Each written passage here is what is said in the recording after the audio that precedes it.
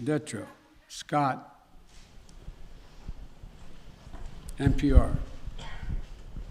Thank you, Mr. President. I just want to follow up on something you said a moment ago. You said that there's no circumstances where American citizens cannot get to the airport. That doesn't really square with the images we're seeing around the airport, with the reporting on the ground from our colleagues who are describing chaos and violence. Are you saying unequivocally that any American who wants to get to the airport is getting there and getting past the security barrier and to the planes where they want to go? I thought the question was, how can they get through to the airport outside the airport? And the answer is, to the best of our knowledge, the Taliban checkpoints, they are letting through people showing American passports. Now, that's a different question when they get into the rush and crowd of all the folks just outside the wall near the airport. That's why we had to, I guess, was it yesterday or the day before, we went over the wall and brought in, how many? 169 Americans. So it is a process to try to figure out how we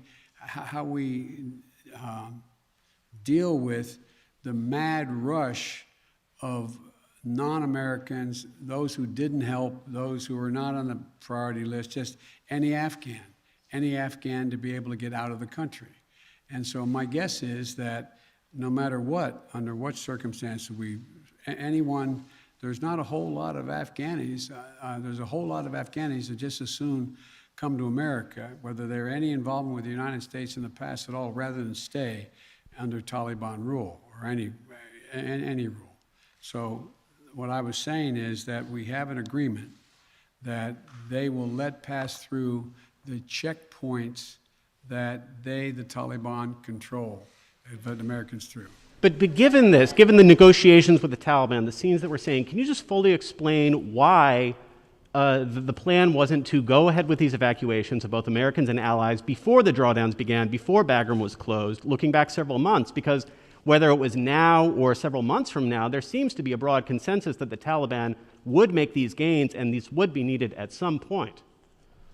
Well, yeah, at some point. But the point was that although we were in contact with the Taliban and Doha for this whole period of time, that some point wasn't expected to be the total demise of the Afghan National Force, which was 300 persons. Let's assume the Afghan National Force had continued to fight and they were surrounding Kabul.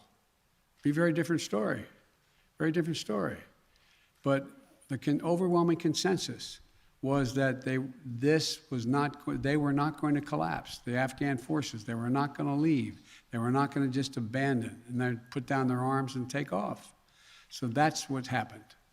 Thank you very, very much. Thank you. Why do you continue to trust the Taliban, Mr. President? Why do you continue to trust their pledges, Mr. President?